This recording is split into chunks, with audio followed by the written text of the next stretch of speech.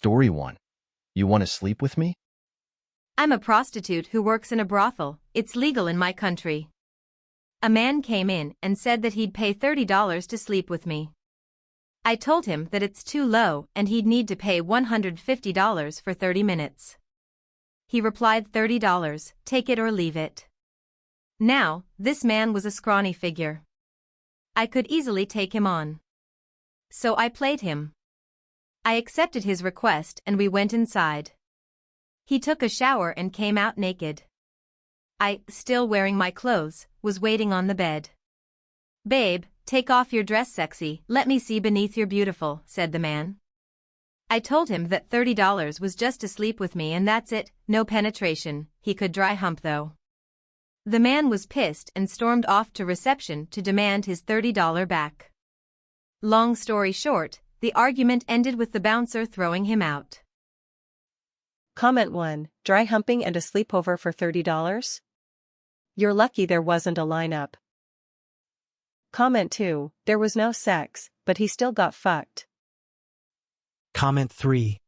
Plot twist. Being thrown out of a brothel is his kink.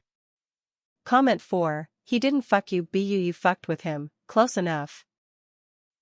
Comment 5. Idiot, my final offer 4x that you're selling is less than 10% of what you're asking, take it or leave it. Well, you drive a hard bargain, I'll just leave it. Comment 6. $30 for a comfy bed in a quiet area to nap on sounds like a bargain to me. Story 2. New power-tripping boss. This happened several years ago. At the time, I was working for a certain government organization that shall not be named. I worked office hours, which meant that our work hours was set. Our workday would start at 07h30 in the morning and then continue until 16h00, 4 p.m., in the afternoon. In between we were allowed a 15-minute tea break from 10h00 to 10h15, lunch from 12h30 to 13h00, 1 p.m., and then a coffee break from 15h00, 3 p.m., to 15h15. Besides lunch, none of us ever worried about the tea and coffee breaks.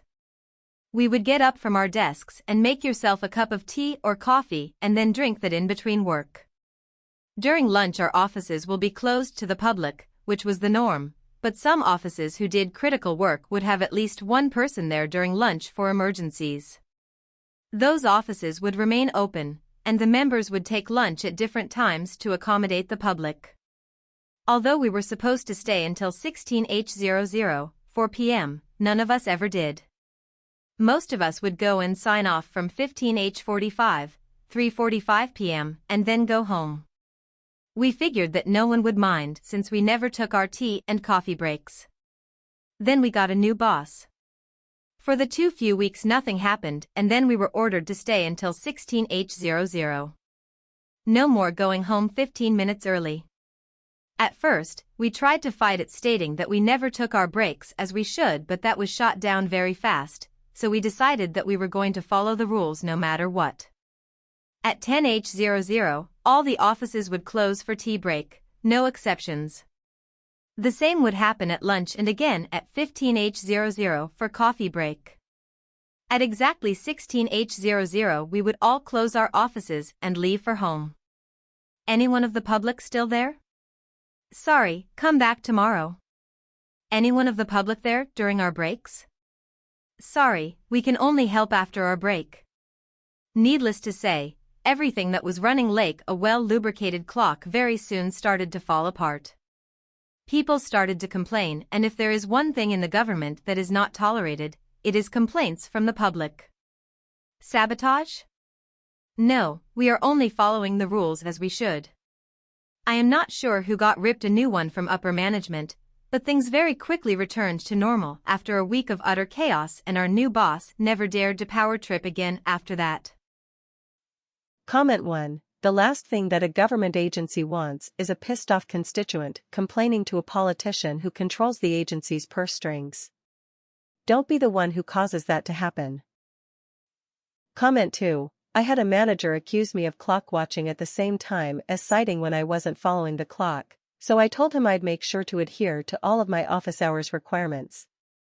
Things went downhill fast when I started assigning all of my after-hours maintenances to him and we missed deliveries. He had created mail rules to auto-file all the maintenance notices to an ignored folder. I told him what's the big deal, just do all those after-hours mains himself if it was that simple to do while following all office hours, who needs sleep. He almost got to the point of saying it was impossible, but he was smart enough to keep his mouth shut. I told him to pick best effort for office, best effort for mains, or both, but he couldn't have strict office and strict mains.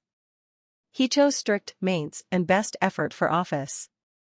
He threw me under the bus on my end-of-year review, so I walked out. Comment 3. The utter effectiveness of work-to-rule strikes makes me wonder if we humans suck at designing rules. Comment 4. This is a great tactic, especially if delivered along with the contact information of the implementing boss as the complaint line. Comment 5. Meh, I kind of understand the reasoning behind this one. You can't just decide to head off early because you chose not to take your break. The office is supposed to be available for the public during those hours, so if everybody decided to just up and leave early, it wouldn't be. Things like this need to be discussed and agreed before going ahead with it, IMO. Comment 6. Pennywise manager finds a pound foolish solution. Story 3. Legally obligated teacher nefariousness. Had a student who was a pain in my behind all year, almost litigious. I forgot to put in one grade before they were due, although it was submitted after my grade deadline, an AP class. They emailed asking that the grade be put in. It lowered their overall grade. They emailed me after the year was over submitting their last missing assignment, which technically I didn't have to do anything about, but it also lowered their grade, and they took the time to email me about it, so who am I to say no / __/. You had an A, enjoy your B, and I'm off to summer break and to never see you again. Edit, litigious, some guy said so. Comment 1. FAFO early. Maybe they'll take the hint before they hit adulthood. Comment 2. My wife teaches AP chemistry. She's done this recently because some of her students were complaining about their grade not being in, despite them only submitting the assignments after the deadline. Rule of thumb, don't piss off your AP teacher XD. Comment 3. Wouldn't the missing assignment equal a 0 score? How did adding an assignment that they at least got some mark on lower the overall score? Comment 4. Did you mean litigious, teacher? Comment 5. Well, it wasn't an AP math class.